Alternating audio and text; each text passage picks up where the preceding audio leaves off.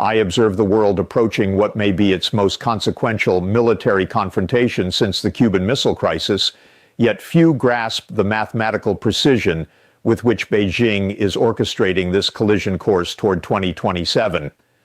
When Taiwan's President Lai Ching-te announced a staggering $40 billion defense supplemental budget in November 2025, declaring that China accelerates military preparations to seize Taiwan by force within 2 years, he was not issuing diplomatic rhetoric. He was acknowledging a strategic countdown that has already entered its terminal phase, where every month of delay serves Beijing's overwhelming advantage while systematically degrading Taiwan's capacity for meaningful resistance.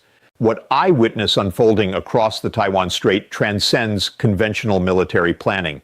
This is the methodical construction of an irreversible fait accompli, engineered through a convergence of technological supremacy, demographic mathematics, and industrial-scale military modernization that renders traditional deterrence frameworks obsolete. The People's Liberation Army has transformed the waters and airspace surrounding Taiwan into a laboratory for full-spectrum warfare, conducting operations with a frequency and sophistication that would have been unimaginable even 3 years ago. Every sortie across the median line, every naval patrol encircling Taiwanese waters, every drone flight mapping coastal defenses represents incremental steps in a comprehensive siege strategy designed to condition both Taiwan and the international community to accept Chinese dominance as the new baseline reality. Yet the true architecture of this approaching crisis lies not in the visible military maneuvers that capture international headlines, but in the structural asymmetries that guarantee Beijing's success, regardless of Washington's response. China's defense budget has expanded to $245 billion annually, dwarfing Taiwan's entire economy, while the island's population of 23.4 million confronts an adversary with 60 times its demographic base and an industrial capacity capable of replacing military losses at rates that would exhaust Western production capabilities within months. The Pentagon's stark warning that a Chinese attack could be imminent reflects not intelligence about Beijing's timeline, but recognition that the window for credible deterrence has already closed.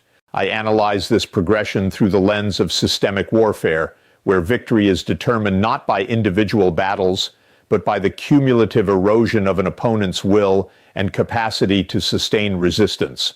The normalization of Chinese military pressure around Taiwan represents a masterclass in psychological conditioning, transforming what was once considered provocative behavior into routine operational activity that strains Taiwan's resources while desensitizing global audiences to escalating aggression. When Chinese aircraft conduct daily incursions into Taiwan's air defense identification zone, averaging 321 sorties monthly since President Lai took office, they are not merely testing responses, they are systematically degrading Taiwan's readiness through operational exhaustion, forcing the island's limited air assets into unsustainable patrol cycles while mapping defensive patterns that will prove invaluable during any future assault. This calculated preparation extends far beyond military dimensions into realms that reveal Beijing's comprehensive understanding of modern warfare's multi-domain character.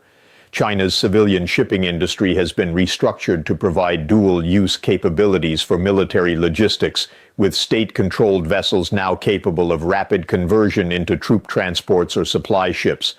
The expansion of Chinese port facilities along the eastern coastline has created redundant staging areas that can support sustained amphibious operations, while the development of high-speed rail networks linking military bases to potential embarkation points demonstrates the integration of civilian infrastructure into strategic military planning. Most critically, China's semiconductor industry has achieved sufficient domestic production capacity to maintain essential military systems even under comprehensive international sanctions, eliminating the technological dependency that once provided Western leverage over Beijing's strategic calculations. But I observe an even more profound dimension to China's approach that distinguishes this crisis from previous cross-strait tensions.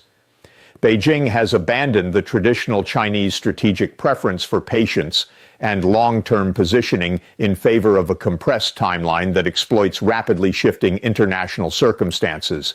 The deterioration of U.S.-European coordination, the strain on NATO resources from the Ukraine conflict, and the growing skepticism among Asian allies about American commitment to extended deterrence have created a strategic opportunity that Chinese planners recognize as historically finite.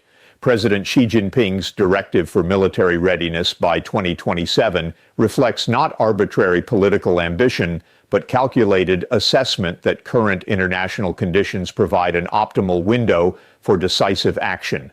Taiwan's response to this mounting pressure reveals both admirable determination and strategic limitations that underscore the impossible mathematics of its position. The island's shift toward asymmetric defense, emphasizing coastal fortifications, anti-ship missiles, and urban warfare capabilities, represents sound tactical thinking within constraints imposed by fundamental resource disparities. Taiwan's development of indigenous submarine capabilities and expansion of reserve forces demonstrates genuine commitment to self-defense, yet these preparations cannot alter the basic equation that governs modern warfare between industrial powers. China can absorb casualties and equipment losses that would prove catastrophic for Taiwan, while sustaining offensive operations at an intensity that would overwhelm any conceivable defensive preparation. The international dimension of Taiwan's predicament exposes the gap between declaratory policy and operational reality that characterizes much of contemporary security architecture. While the United States maintains formal commitments to Taiwan's defense and continues providing military assistance, the practical challenges of conducting sustained operations across 8,000 miles of ocean against an opponent with home field advantage and overwhelming regional force concentration render American intervention scenarios increasingly theoretical. The U.S. Navy's carrier-based aviation would confront integrated air defense systems that Chinese engineers have specifically designed to counter American operational concepts, while the logistical requirements for sustaining high-intensity combat operations in the Western Pacific exceed current American stockpiles of precision munitions by orders of magnitude. Japan's recent acknowledgement that military action against Taiwan would constitute a survival-threatening situation for Tokyo reflects growing regional recognition that China's Taiwan campaign would inevitably expand beyond the island itself. Chinese control of Taiwan would provide direct access to sea lanes that carry 40% of global trade, while positioning PLA forces astride shipping routes essential to Japanese and Korean economic survival. Yet this strategic reality has not translated into meaningful military preparation among regional allies, whose combined defense expenditures remain insufficient to challenge Chinese regional dominance even with sustained American support. I witness, in Taiwan's current predicament, a crystalline example of how technological advancement and industrial scale can overwhelm traditional concepts of defensive advantage. Taiwan's mountainous terrain and urban density, once considered natural barriers to amphibious assault, have been rendered largely irrelevant by precision strike capabilities that can neutralize fixed fortifications and command centers with minimal collateral damage.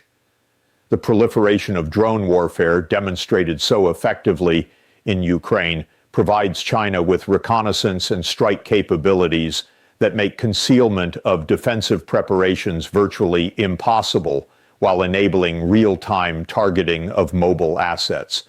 Most significantly, China's development of hypersonic missiles and advanced electronic warfare systems has created engagement envelopes that extend far beyond Taiwan's defensive reach, allowing PLA forces to degrade the island's military capabilities before any amphibious operation begins. The economic warfare dimension of China's approach reveals perhaps the most sophisticated aspect of its comprehensive strategy. Beijing has structured its economic relationship with Taiwan to create dependencies that complicate any defensive response, while simultaneously developing alternative supply chains that would allow Chinese industry to function during extended conflict. Taiwan's role as a critical node in global semiconductor production, once considered its ultimate insurance policy against Chinese aggression, has become a strategic vulnerability as Beijing develops domestic chip manufacturing capabilities that reduce its reliance on Taiwanese production while increasing international stakes in preventing supply chain disruption.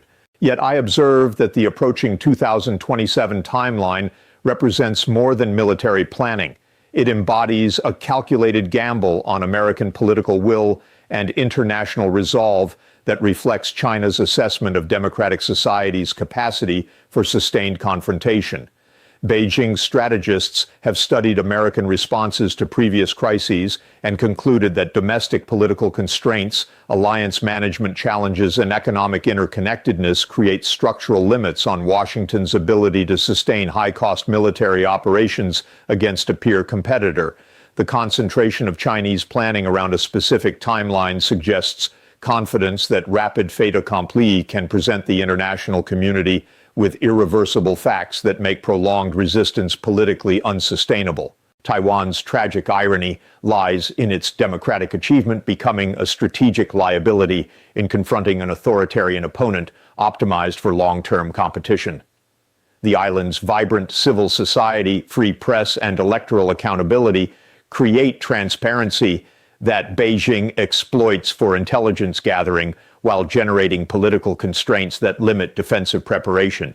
China's authoritarian system allows for rapid resource mobilization and strategic patience that democratic governments struggle to match, while information control enables Beijing to shape domestic perceptions of conflict costs and benefits without meaningful opposition. As I analyze current trajectories, the mathematics of military balance point toward an increasingly narrow window for preventing Chinese control of Taiwan through conventional deterrence. The island's defensive preparations, while admirable in scope and determination, cannot compensate for fundamental asymmetries in population, industrial capacity, and strategic depth that favor the attacking force. American commitments to Taiwan's defense, however sincere, confront logistical and operational challenges that may prove insurmountable in the compressed timeframes that would characterize any Chinese operation. The broader implications of Taiwan's predicament extend far beyond the immediate crisis to fundamental questions about the durability of democratic governance in an international system increasingly dominated by authoritarian powers willing to employ comprehensive national resources for strategic objectives. If Beijing succeeds in absorbing Taiwan through a combination of military pressure and international acquiescence, it will demonstrate that determined authoritarian states can reshape regional orders despite democratic opposition, potentially triggering similar calculations in other contested territories worldwide. What makes this approaching confrontation historically unprecedented is not merely its scale or strategic implications, but the surgical precision with which Beijing has engineered conditions that make peaceful resolution increasingly impossible while maintaining plausible deniability about aggressive intent. Chinese military exercises now occur with such frequency and proximity to Taiwan that they have normalized what previous generations would have considered acts of war, creating a graduated escalation ladder that allows Beijing to incrementally increase pressure without triggering decisive international response. This represents a masterpiece of strategic manipulation, transforming aggression into routine activity that conditions global opinion to accept Chinese dominance as inevitable rather than imposed. The technological dimensions of China's preparation reveal the extent to which traditional concepts of deterrence have become obsolete in an era of precision strike capabilities and information warfare. Beijing's development of hypersonic delivery systems, quantum encrypted communications, and AI-driven battle management systems has created operational advantages that cannot be countered through conventional military responses. When Chinese submarines can operate undetected within striking distance of Taiwan's major ports, when satellite networks can be disabled through cyber operations launched from the Chinese mainland, when electromagnetic pulse weapons can neutralize the island's critical infrastructure before any amphibious assault begins, the fundamental assumptions underlying Western security planning have already been invalidated. Yet the most profound aspect of China's strategic approach lies in its manipulation of economic interdependence to constrain international response options. Beijing has structured global supply chains to ensure that any serious military intervention on Taiwan's behalf would trigger economic consequences that democratic governments cannot politically sustain. The concentration of semiconductor production, rare earth mining, and critical manufacturing capabilities within Chinese spheres of influence means that extended conflict would produce domestic economic disruption in Western countries that would rapidly undermine public support for military engagement. China has essentially weaponized globalization itself, transforming economic integration from a source of mutual benefit into an instrument of strategic coercion that makes resistance to Beijing's regional ambitions prohibitively expensive for democratic societies already strained by domestic economic pressures and political polarization.